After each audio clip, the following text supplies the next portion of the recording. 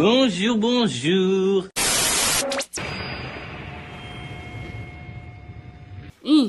Ko woni kadi? Yeah.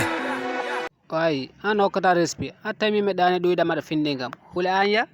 Style Jamaican, my man. Wai lil Jamaican style. Adiɗa haala hew kan? Ala hew ka mi yiida. Haala hew ka min mi haali mi ronki yo paam. Ar famnuɓe wadden? Accu mi halna ɓe paama. Tem gewro ya lawol. Jamaican style. A hullum ɓuri haala ya? Golle ɓuri haala. Ɓuri. Ah, ça c'est la vérité. Jamaican style. Mais est ce que accude wayrude ene jiidi? Jiida accude wayrude jiida. Jamaican est ce que an e minen eɗen jiidi? Mine mon en jiida. Jamaican an anda meɗen jiidi? Jiida. Gila aduna jiida. A salima jiiden? C'est bon. Anni min mi yejitini ndo ardani. Bey mangar, nay mangar dan. Aduna jiida. Sa yetti poten juma. Sen poti juma ko mbatta kam? Ko aserne ko dimanche poten juma. Ewa.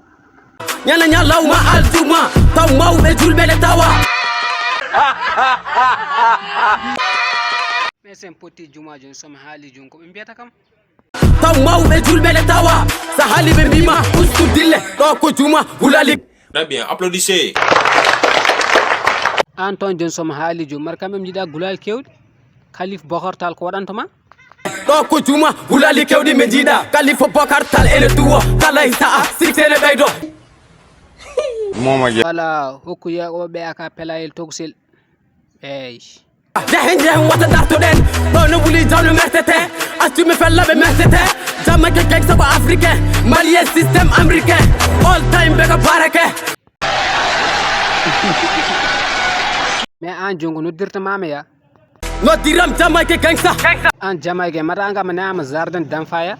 Jamaican gangsta. Wone aga jardin d'enfant. Mo an. Eke mata anga mata andi barke marfaya. An nanden non. Mo anda barke marfa. Na nambi tankole fella. Nomi suusa marfa. Bariram mi anɓe ko haala. Yewoɓe mbaɗon partagé en yiɗade donc a sawa goɗɗo Jamaican style lil bokum Madina.